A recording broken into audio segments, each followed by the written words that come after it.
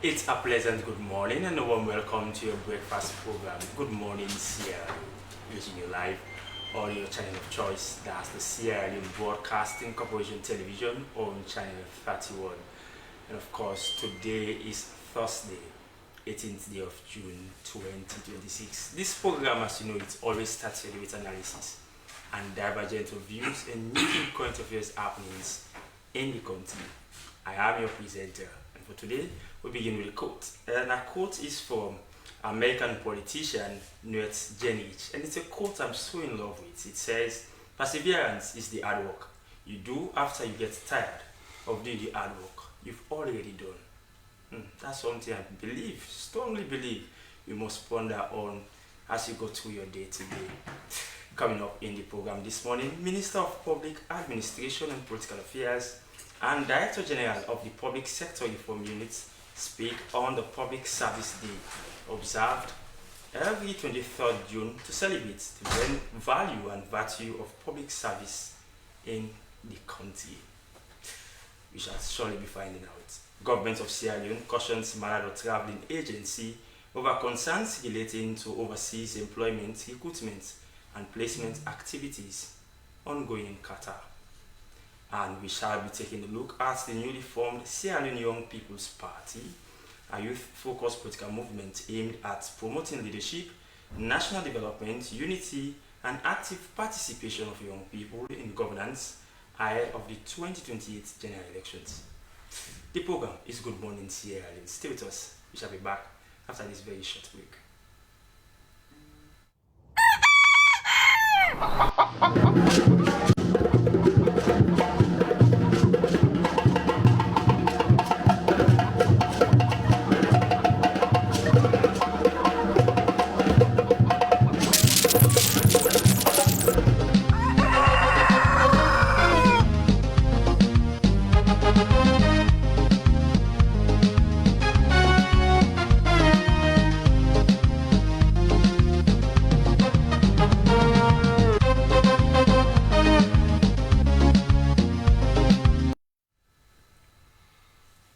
Welcome back. The program you're watching is Good Morning Sierra Leone live on the SLBC.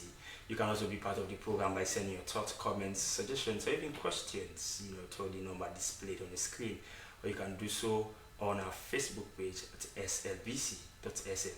It's now time for us to usher in our guests and begin the conversation here this morning. As the United Nations Public Service Day is celebrated on 23rd June every year, and of course you will realize why I was so in love with a quote earlier on. The UN Public Service Day was designated by United Nations General Assembly Resolution 57-277 adopted on December 20th in the year 2002 to celebrate the value and virtue of public service to the community. It encouraged member states to organize special events on that day to highlight the contribution of public service in the development process.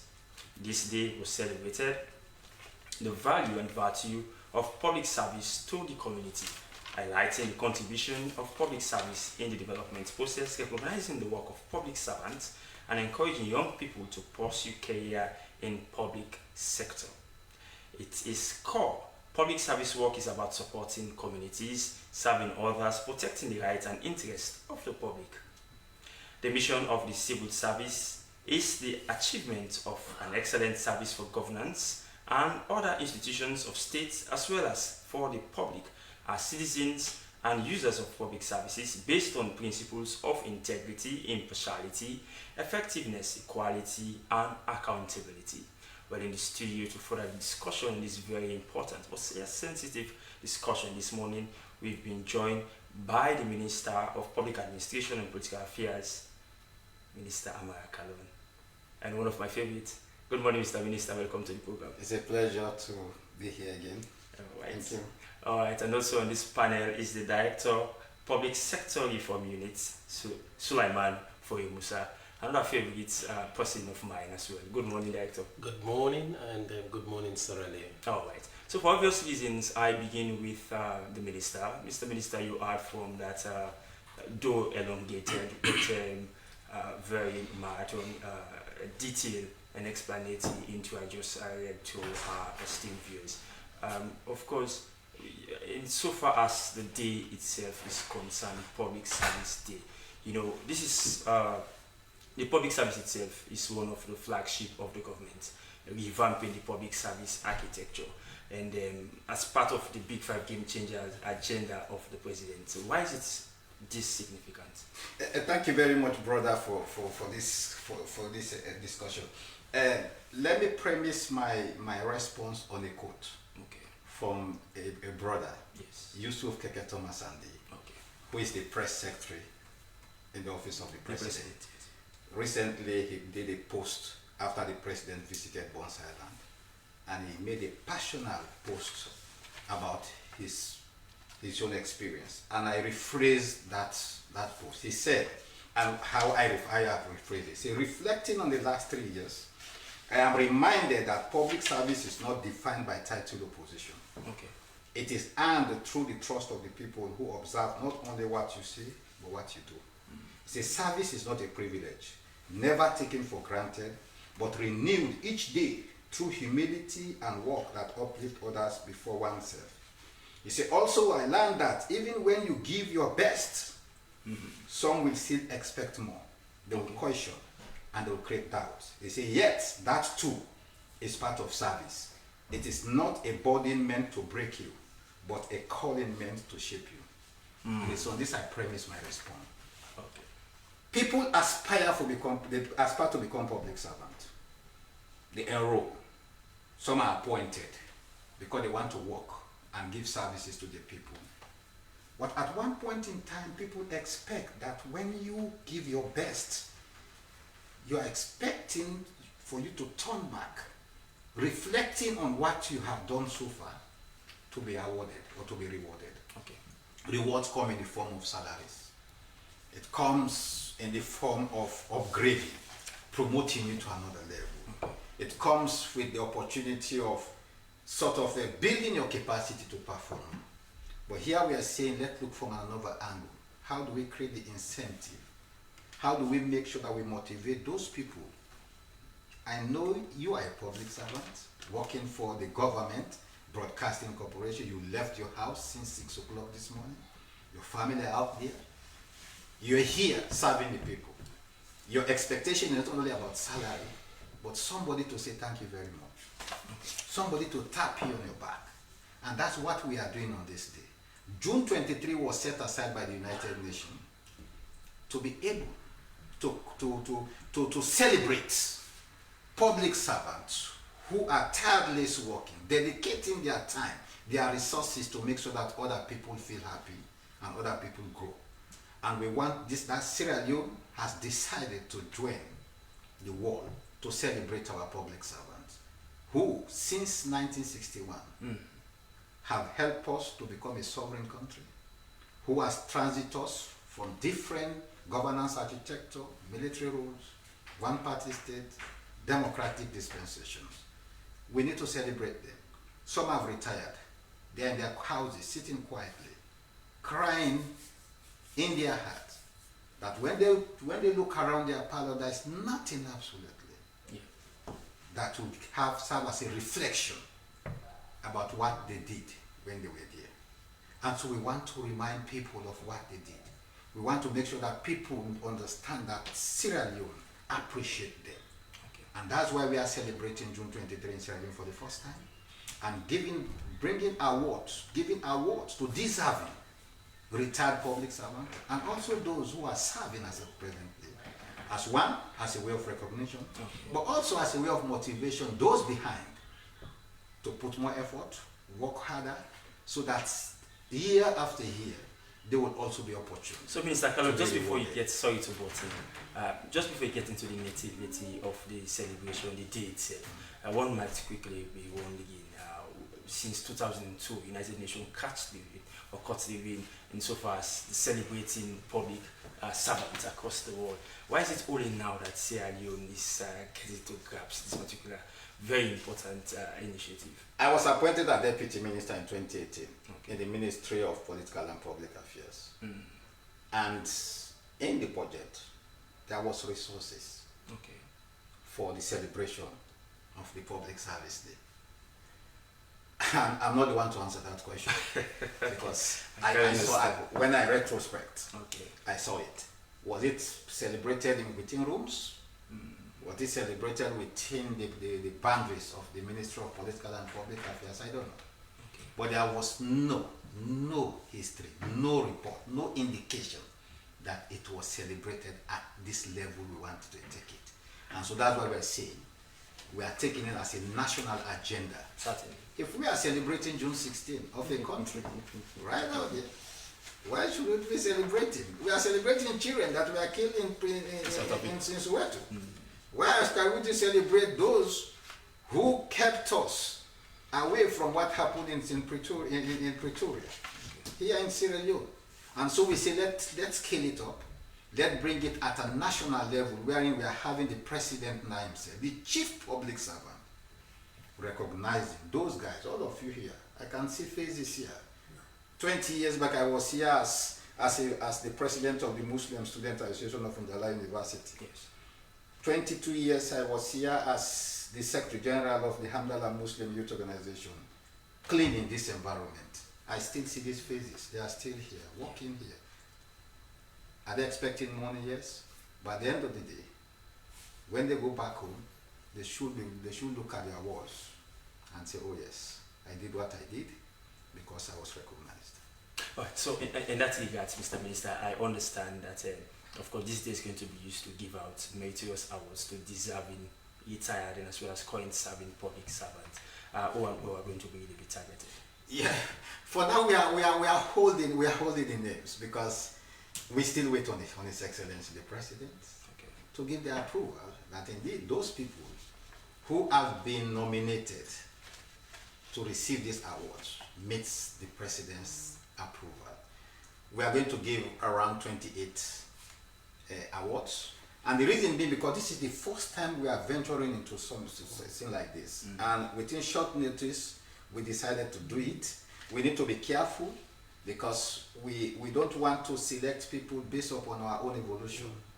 We want institutions to sit, discuss, based on criteria set to identify within their institution those who were awarded following after this. So what we did was to look at specifics as a start so that it serves as the benchmark upon which other awards like this will be done. So we are narrowing it down for this time, and we cannot name names now because we don't know whether those who we have nominated will have the approval of His Excellency the President. Okay, all right, very well. I think on that note, it is really very much enough for us to bring in the Director for the Public Sector Reform Unit, Mr. Suleiman Musa. I saw you nodding your head whereas Mr. Minister was outlining the significance of this all-important day. Your institution sits at the heart of government's initiative for transforming the public service, and you have been working ever since you took up office. Jokingly, I was saying at the start of the program that you are one of my favorite public servant officials currently because you are so passionate about what you do. You don't leave room for people to give excuses. Yes, Before coming to the day itself, can you please give us an update insofar as reforming the public service? Because this is, I mean, really the heartbeat of Western Bio. Because if you're talking about human capital development, the public service maybe has the greatest point insofar as governance is concerned. Thank you very much, my brother. Before coming to the date itself, let me allude to the fact that a lot has happened. After the war, there has been a lot of reforms. I mean, the security sector, the justice sector, the military, the police, anti-corruption, the economic sector, NRA, and all of this. A lot has happened. Okay. So in 2023, when the Ministry of Public Administration was created and given a mandate to look at reforms, we went back to look at what has happened, what worked well, what did not work, what were the challenges and weaknesses. We held a very big consultative conference. We brought critical stakeholders together. We brought in the international community together to help us to understand how can we reshape the public administration trajectory. That consultative conference was for 3 days. We were very sincere. Okay. And we came out of that consultative conference with a strategic roadmap for the revamp of the public service architecture based on 8 pillars. We said, this is our public service. Let us be clear, let us be realistic, let us be honest to ourselves. What are the issues? Number one issue we identified is institutional weaknesses. And the pillar for that is institutional restructuring. Okay. We realize there are institutions within government that have duplicated functions, responsibilities. We realize that there are policies that are driving the functions of institutions which are obsolete. Some are dated as far as the colonial period, Yes. some as far as the 60s and 70s and 80s, driving modern day reform when technology, digital transformation is now the vogue. You cannot use those sets of policies to drive reforms. So we agreed that this is one issue and how we can tackle it through management and functional reviews. Number two, we said let's look at the human resource, the capacity of the people, the skills and competencies of the people to drive these functions. It's also a challenge. That was why during the war, we saw the advent of many implementation units that came to help and support government to implement most of the projects that came. They were never seated within the public service, core public service. They were created by PIUs. And those PIUs were metamorphosed later into agencies and departments of government. So that was an issue. So how can we attract the best brains in governance? Sierra Leone used to be the citadel of academia, where people were taken to go to Ghana, the Gold Coast, Ethiopia.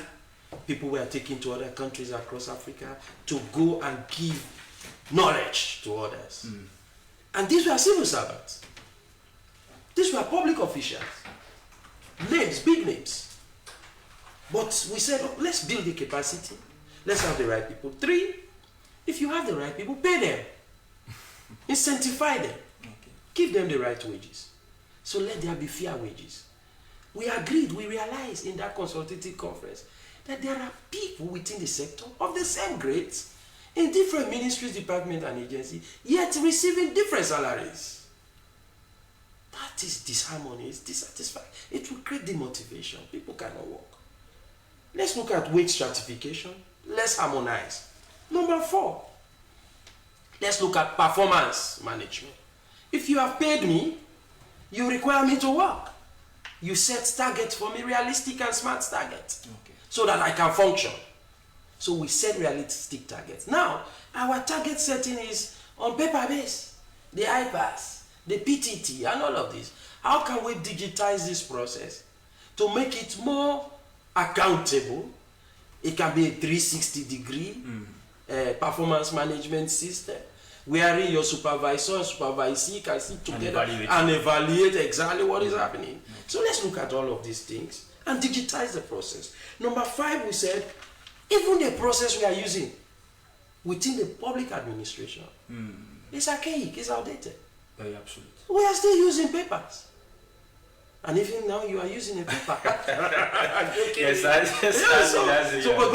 if you quantify the resources that we are using to buy stationaries, I did a quick analysis on that quite recently. I worked with the Ministry of Finance Accountant General to see what is going to ministries, departments, and agencies of stationery. That can build a whole university.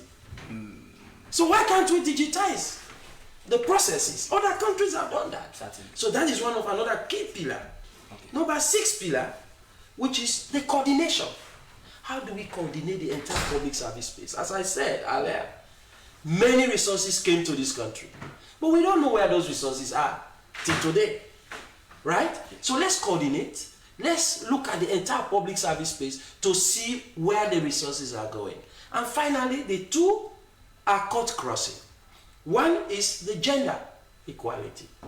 If you look around the public service today, I must say, with dismay, that if you look around the leadership position, it's very difficult and handy to see women at the top, around the table.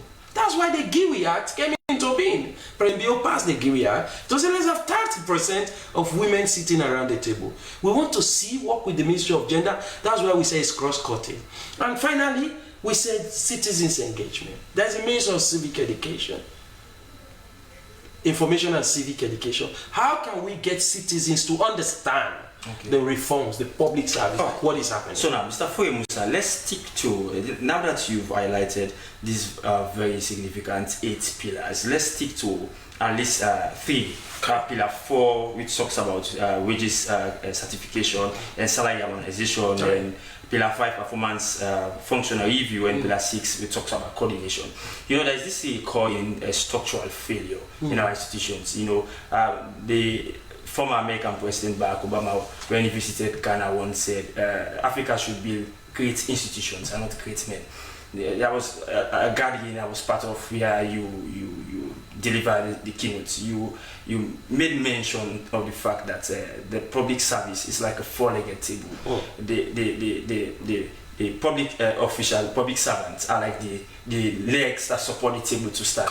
If they are broken, the table cannot stand. If one leg is missing, then we have a faulty table. But again, a lot of people are of the opinion that they give more than they receive. And so far as Pillar 4 is concerned, how will you want to speak to that? So as I said earlier, that was an issue that was identified. Okay. In fact, that was what gave birth to the creation of the Wages and Compensation Commission. Okay. So now the Wages and Compensation Commission is in being. Yes. It's functional, it's working. They have an office, they have people, they have recruited, they are working, they are putting their strategies together, they have a 12-pointer they are working on.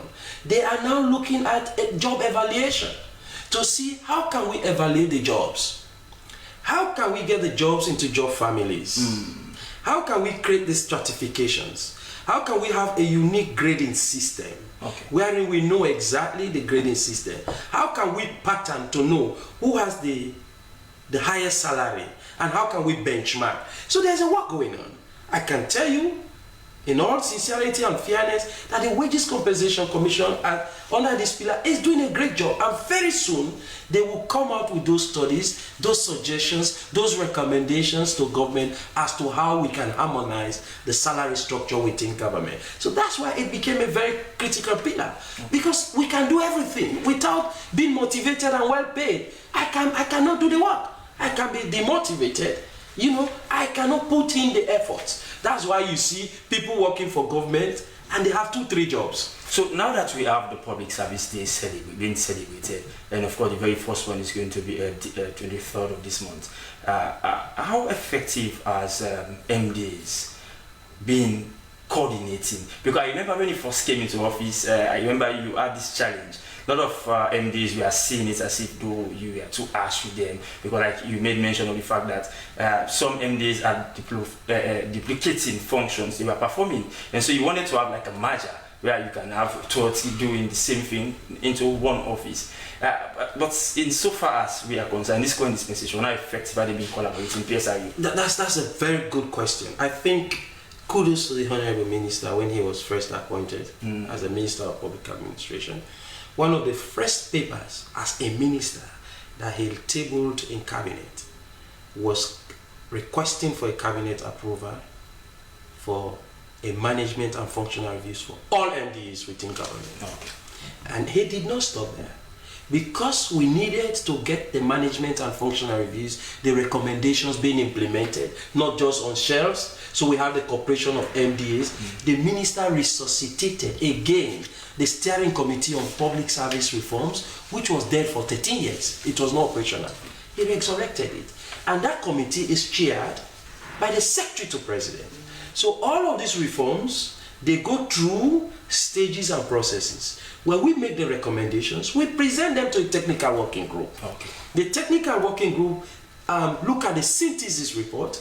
Also, these are technical people. They make their inputs, and the reports move to the steering committee that is chaired by the Secretary to President. What happens there is all 17 institutions, critical institutions, including Ministry of Finance, that is the POS, Ministry of Defense, Ministry of Foreign Affairs, they are all there.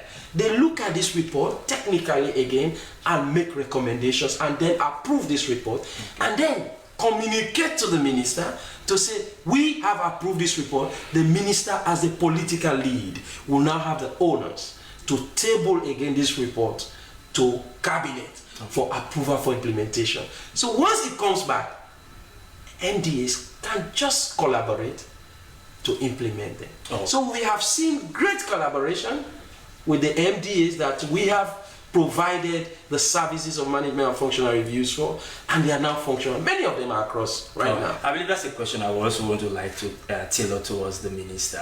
Of course, is Suleiman Foyi Musa, Director for Public Sector Reform Unit. But we still have a minister in the studio. So, Mr. Minister, you've heard from Mr. Foyi Musa. You seem to be heading a ministry that are people that are sophisticatedly knowledgeable about what they are really, trying to achieve insofar as, bringing the public sector up to speed to catch up with the vision of His Excellency the President. Now, insofar as the ministry is concerned, how is collaboration? How effectively our ministries, departments, and agencies also collaborate with the ministry to ensure that this is achieved? I think this is one of the defining factors in the reforms. When you do practical, realization of what you want to reform and what people want to see. Okay. As ministers, we have the mandate to provide the political and strategic leadership around our sector. And that's why commissions, agencies, and departments were established to provide the technical support. And within the ministries, you have the administration, you have also the technical wing. There are work that can be done within the ministry. So you have your technical team that advise on policies, that come up with policies. And whatever we do within the ministry is to make sure that the policy directive, the strategies, to make sure that the political vision of the president becomes a reality to meet the needs and aspirations of the people whom voted him in. But those commissions and agencies, they provide the technical support to make sure that those policies are implemented in different ways. You can have all the technical team in the ministry, but that doesn't mean they have the capacity to do it. You need to outsource. Yes. And that's the essence why you bring other institutions, sector players to support. Okay. I deal with public administration. Public administration in itself, you look at, we are talking about 8 pillars here, just 8. It's beyond 8. My ministry cannot, they cannot absorb that one. So is it based on that some of other sector players, like other very strategic sector players, for example, the APIM is now under MOPED, Ministry of Planning? Yeah, well, I don't want to premise my discussions on APIM. I want to let APIM for another discussion. Okay. Yeah. So within what I do is to make sure that those institutions that provide the services directly to the people of this country get the necessary support and the resources they need and the backstopping. Okay. So the PSR is one. If they are doing management and functional review, how do I support them? All right. If the Public Service Commission is responsible for the regulation of the public service, how do I support? In terms of how do they recruit? How do they manage the onboarding? How do they manage performance? If the HRMO is the environmental manager for our civil servants, how do we support? If the Cabinet Secretariat is responsible for providing secretariat service to the Cabinet, how do we support to make sure that our colleague ministers really perform well? If we are talking about the Wages and Compensation Commissions, how do we support them to harmonize salaries within the public service? So these are different scopes that we cannot do alone in the ministry. That's why we have those institutions. Those institutions are set for specific responsibilities. And that's why we need to work with them. And that's what we are building over time. And that's why we are seeing the result. Because for somebody who would say, Mr. Minister, we just this ministry 3 years, but you have been able to do so many things because I've been able to create relationship with those institutions and allow and strengthening the relationship. Allow them, let's build that symbiotic relationship, that later core relationship. I support you, and you give me the result. And that's what we are doing. And that's why we have been able, you see, 48 management and functional review has been completed within 3 years. Yes. It would not have been possible with just the ministry, because don't forget, the staff I have in my ministry, we are never orientated in public administration. Yeah. It's a new dimension. Yeah. And you need to build up that capacity. But the PSR has been there for over 10-15 years. That's their job. Yeah. So why can't we utilize them while at the same time they build the capacity of the staff in the ministry? Okay. So it's a symbiotic relationship. And that's where we are seeing the result. Because I did not come to start. There is already institutions that have been established. It's how we bring those institutions together. We see each other as partners. We see each other as contributing to the bigger goal of reforming the public service. So if I set the recruitment process, PSC should be able to utilize it. All right. Sorry, Mr. Minister, we've digressed a little bit on the day itself. Because this is all, why is this very much important? Because our listening public, they might be very much interested in wanting to know some of these reforms that you are highlighting now. They've been, functionally, working effectively to ensure that we sanitize the space. But again, overlapping of functions and mandates is one big challenge that has really been plaguing the sector. I really want to be hearing your thoughts around that. There's also this delicate fine balance between public service, servants and civil servants. Sometimes it is hard to even draw the line. I see Mr. Musa is even smiling. But how have you been working to ensure that there's this curtail this challenge of overlapping of mandates and functions? You know, my brother, again, this is good that we are discussing, and I hope we'll find enough time to really dive deep into this issue. Okay. You see, our public service has been plagued by different circumstances and political environmental management. Series of military schools, 21 years of one-party state, a democratic dispensation that has seen the transfer of power from the incumbent to the opposition 2 times. Okay. And that has influenced the way the public service we have now. And we should not shy away from it. Yeah. There are issues. Yeah. There are issues of processes. There are issues of systems. There are issues of mindset. There are issues of how people think about how they connect within the system. Okay. This is the essence of the reform. The president saw it. He had been there before. He knew what sparked the war. He has been there. He went through the ranks in the NPRC until he became a head of state. Okay. He has come again and is now in his 2 innings. So he understands, he studied public administration. And so he knows that the citadel, the embodiment upon which government grow and develop is when you have a stable and sustained public service. And that's why he was inspired to have the reform of the public service. Okay. Yeah. And so the issue of relationship is very critical. And that's why we are coming up with policies, legislations, to be able for people at different cadre to understand their role in relation to the role of the person at the other side. We have the civil service codes and rules. We have reviewed that one. That's particular for civil service. Yes. To understand how you enter, how you operate, how you maneuver, and how you exit. Okay. After the civil service. We have the justice sector, the judiciary code of conduct. You see, we have the standing orders of parliament. Those are the Bibles of parliament, the standing orders. You go in there, the first thing you study is the standing orders so that you understand how you gain entry into the parliament, how you work within the parliament, and how you exit out of it. What you do and what you don't do. Okay. We have not one for political appointees. We don't have anyone. Okay. That's none. We are developing the Public Service Act for the entire public service to regulate the public service. Okay. But political appointees we don't have. You are appointed as commissioner or whatever, or as a minister. It's by the grace of God. No document to guide you how to relate with your public with your civil servant, how to relate with your commissions and agencies, how to relate with the public. When I sit here, whatever I see here is a policy statement.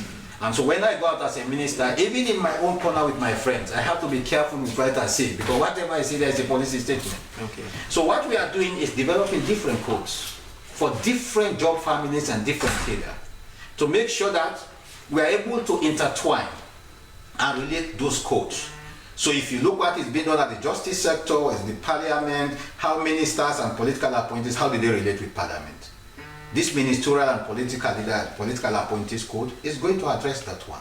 Okay. The civil service code, how do civil servants relate with ministers and other political appointees and commission and agencies is there. So we are developing this so that it become an interrelated, but across all of them we are going to have the Public Service Act. Okay. That serves as the hub upon which all of them fit. So like you can see, there are regulations to the Public Service Act, wherein they feed from the Public Service Act and expand on the understanding of the Public Service Act and the Constitution. So we are dealing with those issues.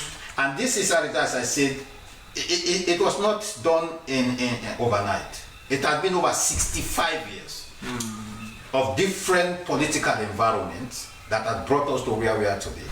And so we need to redefine our public service and give people the tools they need to work in their environment and be able to relate within their environment. All right, continue to stay us in the program is Minister Amara Kalon. He's the Minister of Public Administration and Political Affairs. And of course, we still have in the studio Director of Public Sector Reform Unit, Sulaiman Foye Musa. The program you're watching is Good Morning Sierra Leone. We quickly take our L tip. Our L tips for today look at mechanical tracheotomy. Mechanical tracheotomy is used to treat patients who have stroke symptoms. This is minimal invasive procedure used to rapidly remove large blood clots from the back arteries, and doctors can quickly restore vital blood flow and limited permanent brain drain on patients. Let's watch this short video and learn more.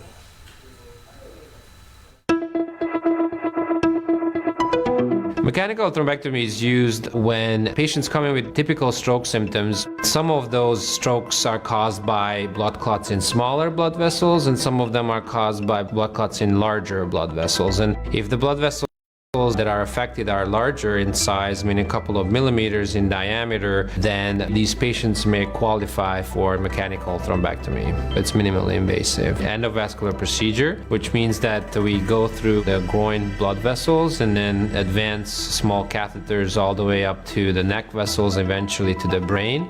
Through those catheters, we can use several different types of devices to remove blood clots from the brain. Basically, pulling blood clots out of the brain with the help of our catheters and endovascular tools. Recovery is not really dependent on the procedure itself. Once we remove our catheters, the hole seals up within a few hours. It depends on how severe the stroke symptoms were or how severe the stroke was, and the recovery in an optimal case, if the procedure goes well and there's no significant brain damage, then yes, we've seen patients walking the next day after a stroke. If there is more damage, then it could take a couple of days and even rehabilitation stay first. We have a system that all of our patients are followed. usually 2 to 4 week time window after discharge from the hospital, when we see them in clinic, evaluate them, make sure their workup has been completed for the stroke, they are on the right medications to prevent further strokes. The patient is not taken care of by one person when they arrive to the Cleveland Clinic, but a whole team. Nurses, ED physicians, neurologists, endovascular specialists are all trained to deal with these situations.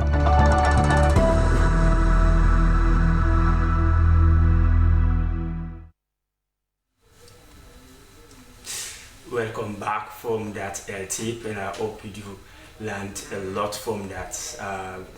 Having to do with mechanical thrombectomy, and it's a condition, if attention is not given to it, can cause serious damage in your brain.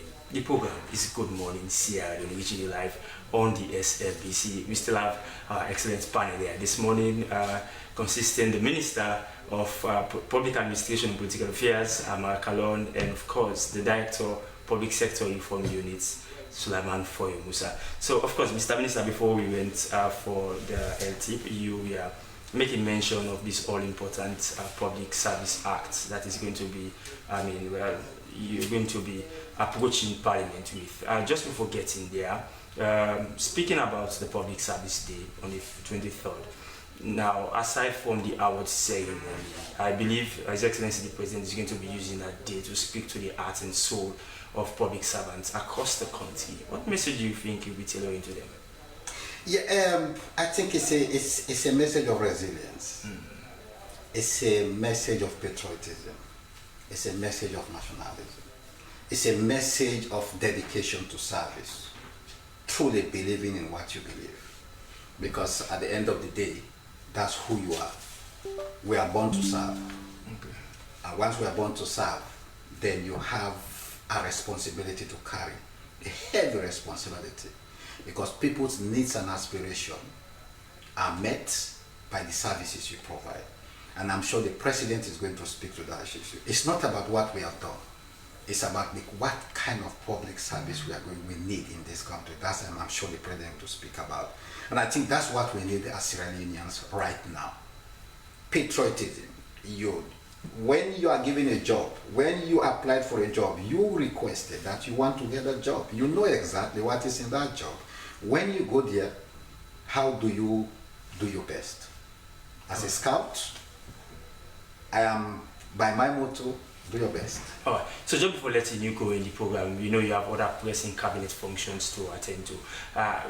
Can you please just whet our appetite? So how is this Public Service Act? What are some of the highlights in it? So the bill is out now. The draft bill is out, and hopefully we'll start consultation on it next week. We're going around the country, going sector to sector, so that the input of every individual in it. Number one, we want to see what's the expanded role of the Public Service Commission. The PSRO itself has no legal jurisdiction. How do we create a legal jurisdiction? Okay. The HRMO, the Cabinet Secretariat, how do we create that environment wherein they see themselves working? But also when we talk about the phases of human resource management, from recruitment right out to retirement, how do we manage them across sectors? For example, we talk about the military, they are public servants, the police are public servants. Certainly. But their recruitment process and their information are classified. So if we say we are going to centralize recruitment, are we going to use that same portalizing system to recruit military police? No. Okay. It has to be defined in the Public Service Act. We see commissions and agencies now have the power to recruit. Okay. Are we going to revoke and repeal? Because the Constitution that created the Public Service Commission give it the mandate, the only institution that have the power to recruit in this country. Okay. But that mandate has been challenged. So what the Public Service is coming to do now is to rearrange the system and make sure that we are able to create the environment where people understand how you operate. You cannot go to Parliament and you say, I'm going to recruit and I'm going to negotiate salaries for myself. No, there's going to be a system. Oh.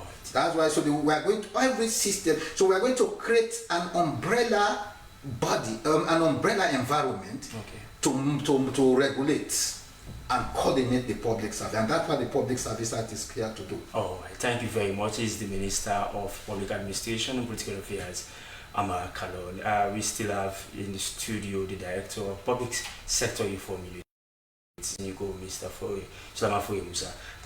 Take us through, of course, the public servants are really, I can see the lifeline of society, but in the interest of His Excellency the President, I believe this government is about service delivery. So if they are able to provide the services to Sierra Leoneans, then development is not something we'll be discussing. There will be tangibles. So, I mean, what are your thoughts insofar as performance tracker is concerned? The performance tracking should be between supervisee and supervisor. I think that's why we have this critical pillar that is looking at performance management. Okay. I believe we want to overhaul and digitize the entire performance management system, where we can have it to be more functional, effective, and realistic and time-bound. So it's important. So we are looking at that. But quickly, before I round up, before I close up, I want to end with a focus on the Public Service Day. It's a 3 days program.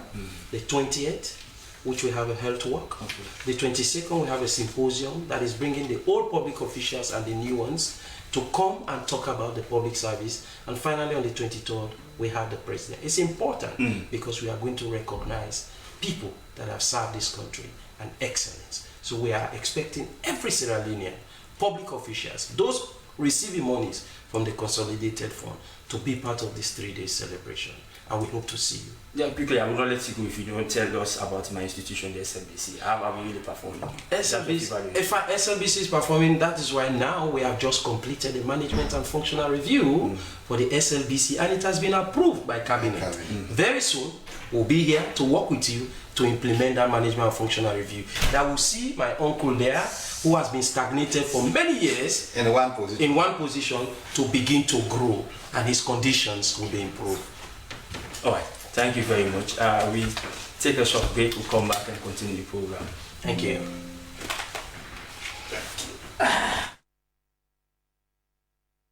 As a mother of the house, whenever I want to prepare palm soup, there's no need pounding palm fruit. All I need is Nkulenu's Ghana's original palm soup base. My soup is done, and its preparation, it is not difficult at all. Nkulenu palm soup base, it's easily done with no difficulties. Just take few ladles and your soup is done. And its flavor, it's amazing. This is Nkulenu's Ghana's original palm soup base. And this is Nkulenu's Ghana's original spiced palm soup base. Iron fruit and turkey berries are naturally added. Also available brown gold natural cocoa powder, sunny gold brown sugar, neat fufu flour, shito, pisa, and moringa. All available at Nyami Ado Enterprise, 1 Lower Waterloo Street, Freetown. Nkulenu palm soup base. Ghanaian original taste.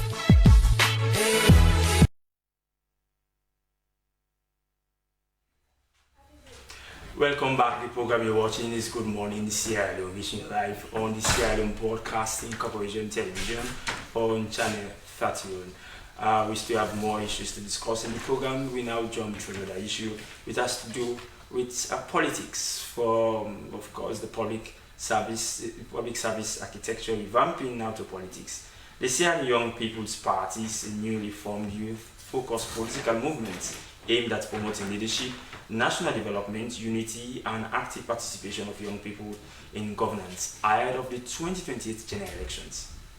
The SLYPP is united by their commitment to democracy, justice, national development, youth empowerment, good governance, peace, and the rule of law, as they recognize the importance of young people in nation building and democratic leadership. In the studio to discuss the vision, aims, and objective of this newly formed party, plans for youth empowerment and national transformation, is the PRO of the Sierra Leone Young People's Party, Ambassador Peter Senesi. Good morning, Mr. Senesi. Welcome to the program. No, I'm Mohamed Bokari. Mohamed Bokari, I beg your pardon. All right, we are supposed to really have Ambassador Senesi, the PRO. Due to some nature. Definitely. Yeah. So, of course, Mr. Bokari, you are the Deputy Public Relations Officer. Now, take us through why are young people thinking of the idea of bringing up the Young People's Party? What is the aims and vision of this party in the first place? Thank you very much. SLYPP is a new political party founded 2026, early of January, right? SLYPP, the aim, because we are the future leader of this country. Yeah, so that is the reason we brought up this idea, and we thought that this country is led by so many political parties. You have me. So whilst they are the political party, they have been ruling us for quite a long time without saying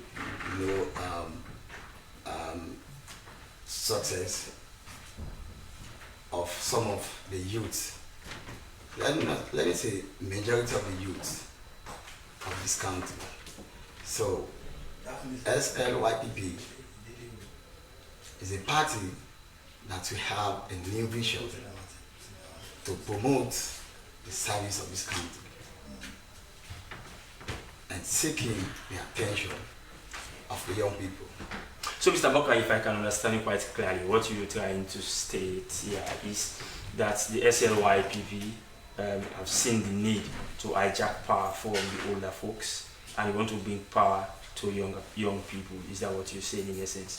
Yeah. So, how do you intend to do this? Because political power is not just about you saying we are tired of seeing the older folks in the hands of power. We want power now to reside in the hands of young people. Political leadership is not a child's play, and it's something very serious. Yeah. And of course, the people of Sierra Leone, what will they see to make them believe that they will entrust leadership in their hands? To our commitments. So we are coming with different sectors to promote the services that this nation need, right? And what are those commitments? You're just alright. So make it very simple for our viewers. I believe the people of Sierra Leone are listening to you now. If you are suggesting that it's high time they stopped voting for older folks, they should now start voting for young people to fill in political spaces. And now you are coming with the SLYPP, a new political force that you want to, crusade the political landscape. And then, because forming political parties is about shaping the will of the people, then how do you intend to really shape the will of Sierra Leoneans by just mere commitment? You're just saying commitment in what way? Thank you very much. The commitment is that we are going to, go throughout the districts and explain the essence of our party and what this party is going to bring to this nation and to the life of the young people of this country. All right. He is Mohamed Bokai, the Public Relations Officer 2 of the Sierra Leone's Young People's Party, a newly formed party established this year to, like he said, they want to really engage the political space of Sierra Leone. But that will be up to you, the people of Sierra Leone, to decide. We now move to another segment within the program, which is the review of our front pages of our local tablet. For that, I begin with the Independent Observer newspaper. It opens with a banner headline: Samarin chieftaincy elections, a test case for chief minister's popularity. Union Trust Bank shareholders demand fairness and transparency. And of course, VP Julia Jallo to rally diaspora behind Sierra Leone's development. SLBC company secretary educates FBC students on port operations, gains and future plans. Our stories you can find on the front page of the Independent Observer newspaper. Quickly I go to the Standard Times newspaper, which has on its front page London conference to highlight Vice President's vision for diaspora-led growth. ECOWAS engages Salone Media on Vision 2050. European Union and Salone from solid foundation to sinking sand. Also, you can find on the front page of Standard Times newspaper. From there, it's the satellite newspaper. It has on its front page VP Julia Jallo to rally citizens abroad. In order to safeguard financial stability, Central Bank shuts down Union Trust Bank. To restore order in Freetown, multi-agency task force unveiled. Our stories you can find on the front page of the satellite newspaper. My final pick is Glen newspaper. It opens with a banner headline: WFP expands homegrown salon feeding to improve education and nutrition. And then you have our stories you can find on the front page of Glen newspaper. And Glen newspaper happens to be my final paper in today's newspaper review.